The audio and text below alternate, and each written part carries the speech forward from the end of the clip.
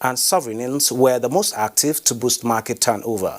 Airtel Afrique and Zenith Bank topped market value list, while Seplat leads the list of active stocks that recorded impressive volume spike at the end of today's session. That is business news. Iyere, it's over to you. Thank you, Benny. Yeah. Let's now talk education. Taraba State University, Jalingo, has benefited from the federal government's intervention project that got students excited, even as academic activities reopen across the country. Adamu Haruna Adams reports. State University is one of those universities that resume activities in the country in compliance with the federal government directive. Give a lot of gratitude and thanks to the federal government for providing funds for us through TEFON, ensuring that we had more structures in terms of classrooms and offices.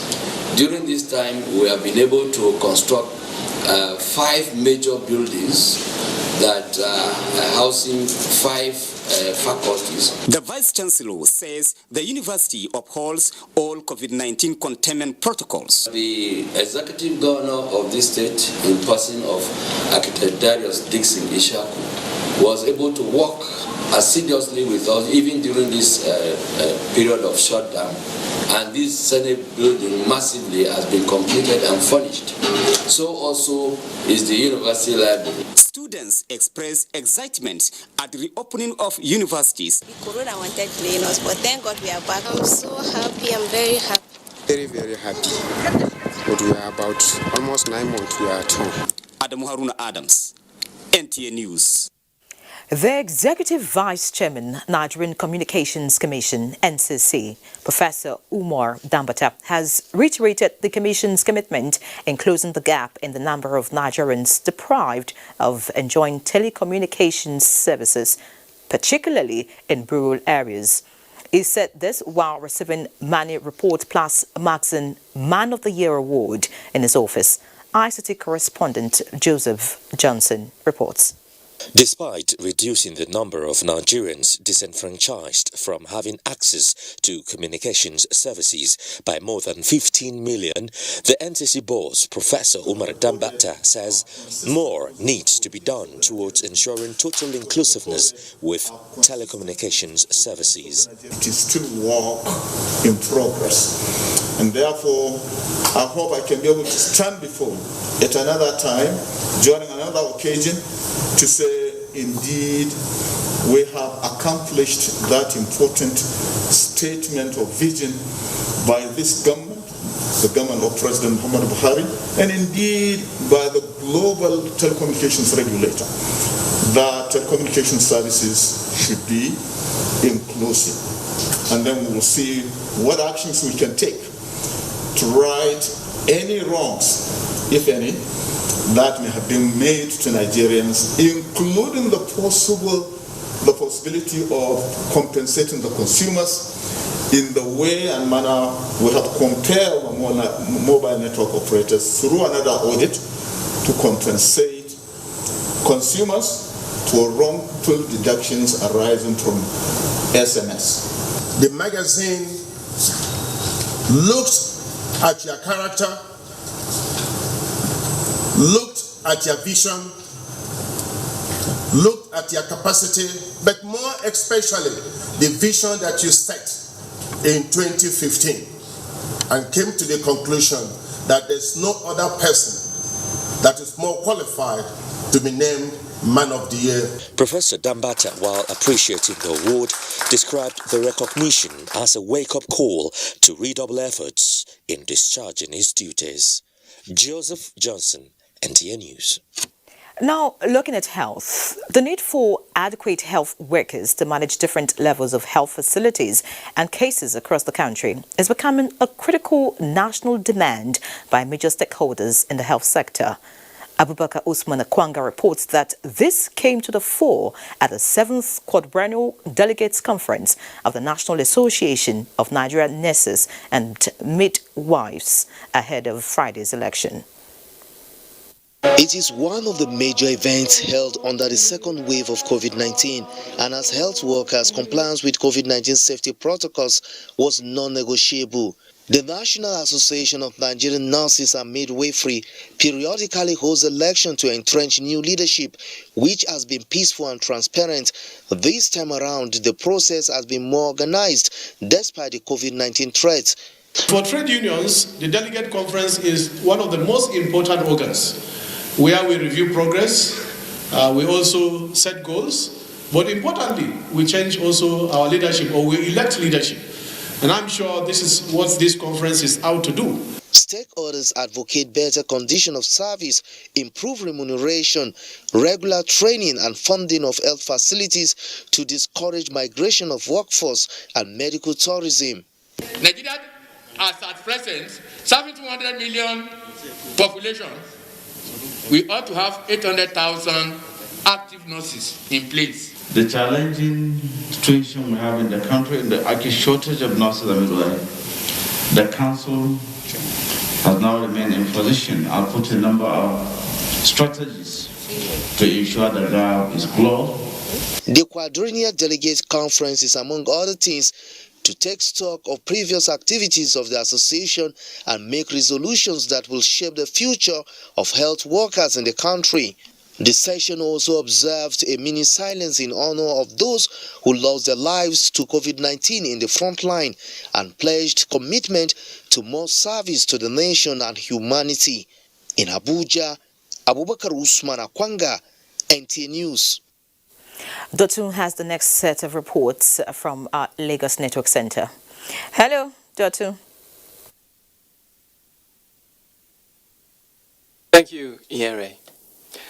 Residents of Lagos State have been urged to support government efforts at checking the rising cases of fire in the metropolis by adhering to safety standards by structures that conform with the building code.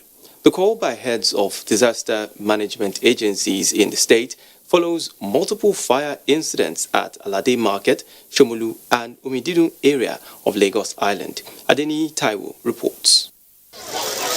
In the last 2 weeks, it has been a tale of 1 week, one trouble, as some markets across Lagos metropolis were gutted by fire.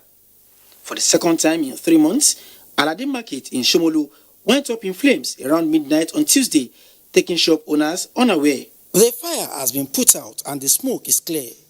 Preliminary report says about 115 shops containing goods worth millions of naira were destroyed in the midnight inferno. During the EndSARS, 3 of our shops got burned. Now, the 2 of our shops got burned again. On my engine, I don't even see single one. I don't know what to do. I don't know what to say. Nowhere to go. While many of the shop owners are still reeling in shock and counting their losses, others are busy salvaging what they can from the ruins. Officials of disaster management agencies, including NEMA and LASEMA, already visited the market to take records of those affected for possible intervention. They were, however, drawn to the scene of another fire incident at Omididun area of Lagos Island, where 2 buildings, along with a row of shops, were gutted by fire following an alleged surge in public power supply. I just saw flames. So after the flames, I tried to use water to off the lights. Then it got exploded. We were able to mobilize fire service, which is just few meters away from this place. The causes of all this is carelessness and recklessness on the part of our people. It will be recalled that a part of Ijesha Market was destroyed by fire 2 weeks ago. In Lagos, Adeni Taiwo, NTA News. Substandard tires and liquefied petroleum gas cylinders worth about 300 million naira have been destroyed by a standard regulatory body in Lagos. Imale Otokede, who witnessed the destruction of the items, reports that the move is part of efforts by the federal government to avert disaster and protect and promote standards in the country. The report. Tires and cooking gas cylinders are 2 different products used for various household and commercial purposes. Improper handling of these products have over the years been linked with fire outbreak and road crashes, sometimes leading to loss of lives and property. This is why the enforcement unit of the Standards Organization of Nigeria, after a tip-off, embarked on seizure and confiscation of gas cylinders and 6 containers containing about 5,000 substandard tires in each. Director General of the organization said that the products, which were imported by different businessmen, failed the agency's mandatory tests. These tires were compromised because about 5 other new tires were stuffed in it, just to save money for a container. If you use the tires, they will most likely explode in the middle of use. The standard requires that the cylinder, a good cylinder, must expand a minimum of 20% of the original volume of the cylinder when you pressurize it. In this case, they did not expand to that level. The organization deployed a shredding equipment to destroy the tires without causing harm to the environment. The environment was not degraded in any aspect. These people do not pay the normal tax they ought to pay to the Nigerian government. It is not good for our economy. They want those selling fake products to desist from the act, as government will not relent in ensuring the safety of consumers in the country. In Lagos, Imoli Ayotukede, NTA News. And that's it from here. Network News continues after the break.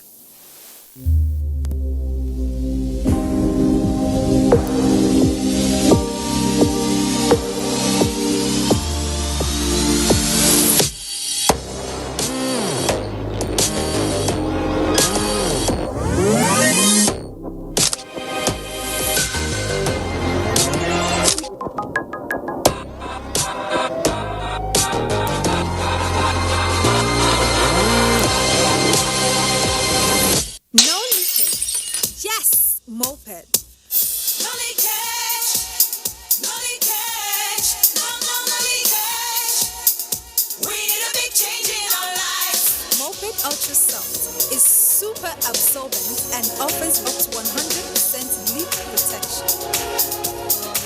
Your skin will love it.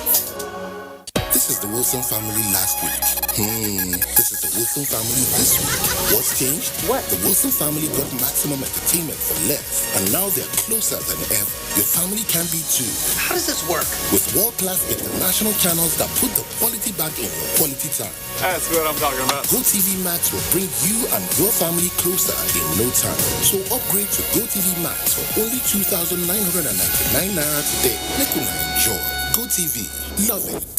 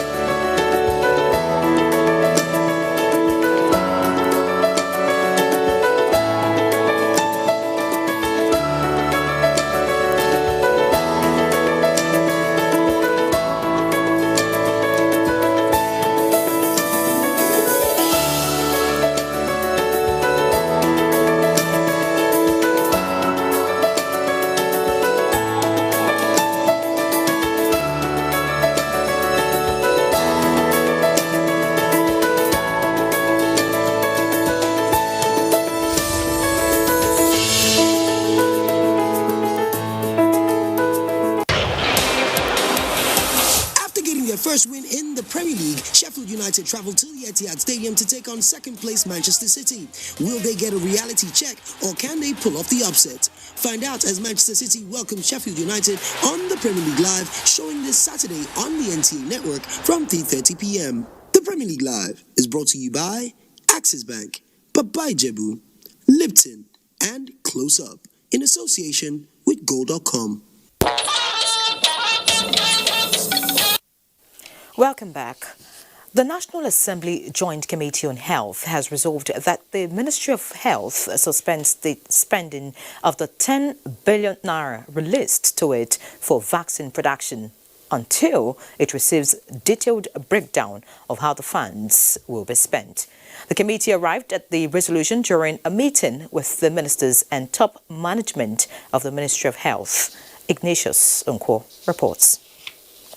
It was the continuation of the parliamentary engagement on the 10 billion naira the Minister of Finance released to the Minister of Health for vaccine production.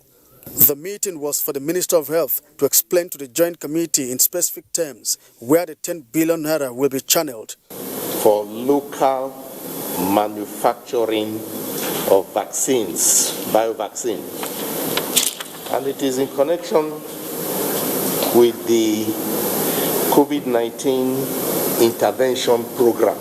The private sector was engaged. That's Bayer and Baker. A joint venture vehicles was incorporated with the name Biovaccine Nigeria Limited.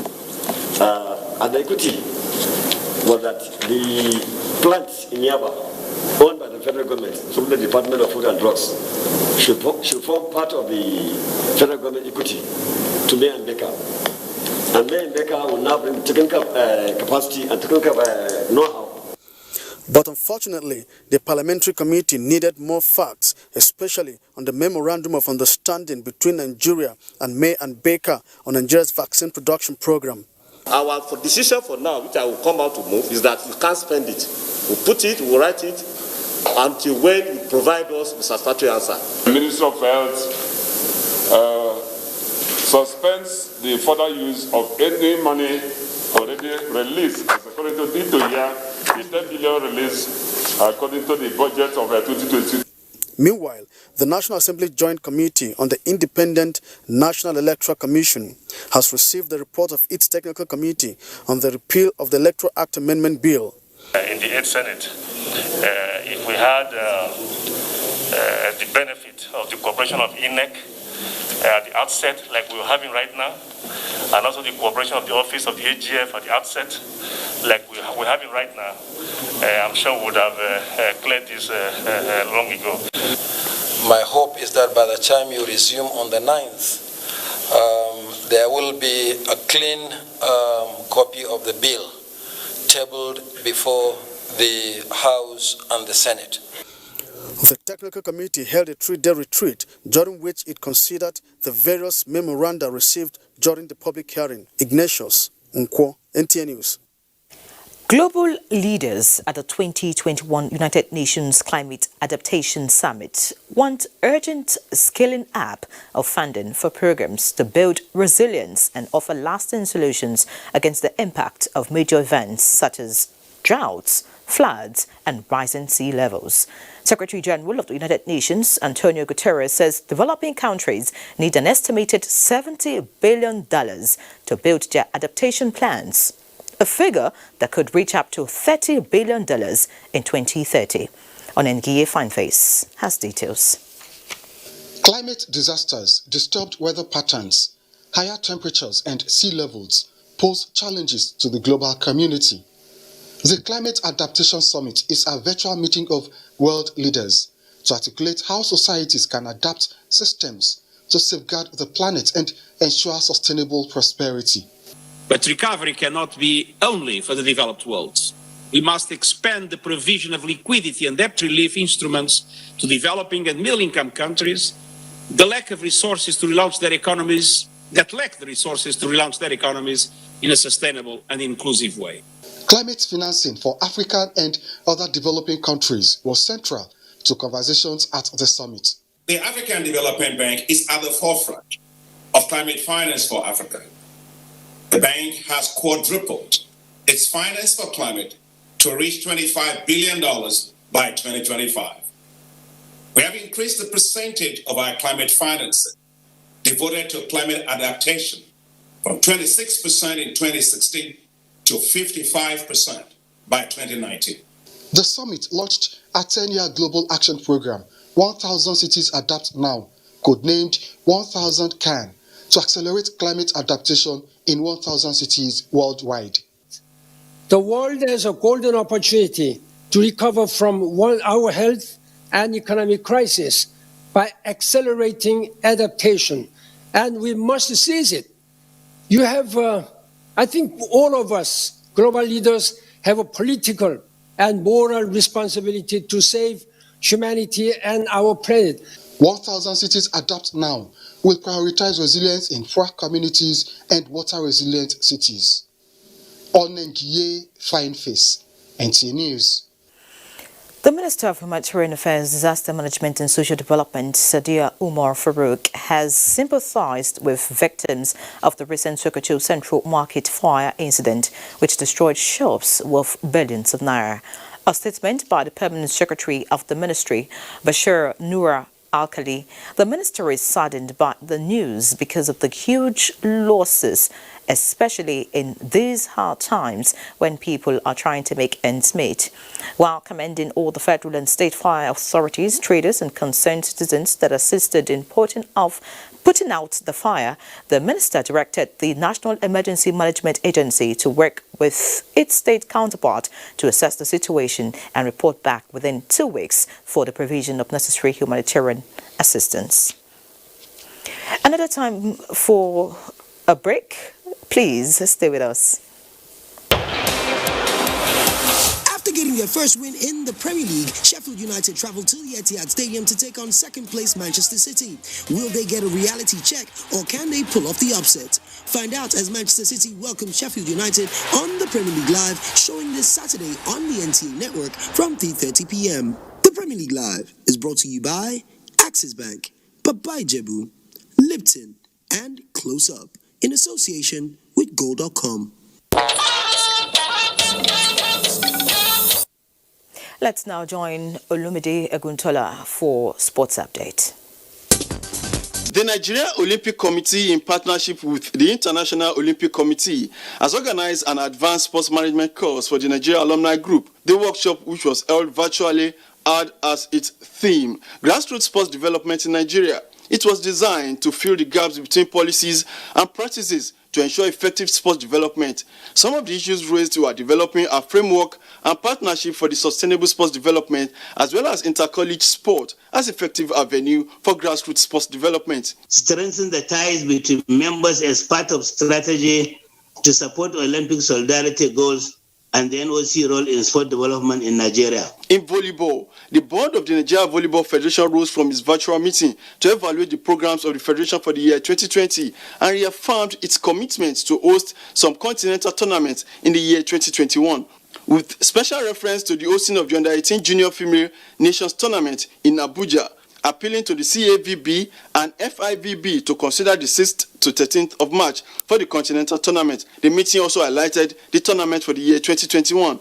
to include National Division 1 and Premier Leagues. Registration will end at the end of the month of March. The Abuja will host the league final. In football, reports from the Nigerian Professional Football League indicate that the league management company have rescheduled some of its matches, which include Plateau United versus Nasarawa United, moved from Sunday 31st to Friday 29th. Aqua United against Kano Pillars shifted from Sunday 31st to Saturday 30th. Dakada FC will now host Abia Warriors on the 6th of February as against 7th February. From the English Premier League, sacked Chelsea's coach Frank Lampard have expressed his disappointment to have been denied the chance to take the club to the next level, but appreciated all stakeholders for their support during his time. Meanwhile, actions continue midweek as table toppers Manchester United host Sheffield United. Burnley will lock arms with Aston Villa, among other matches.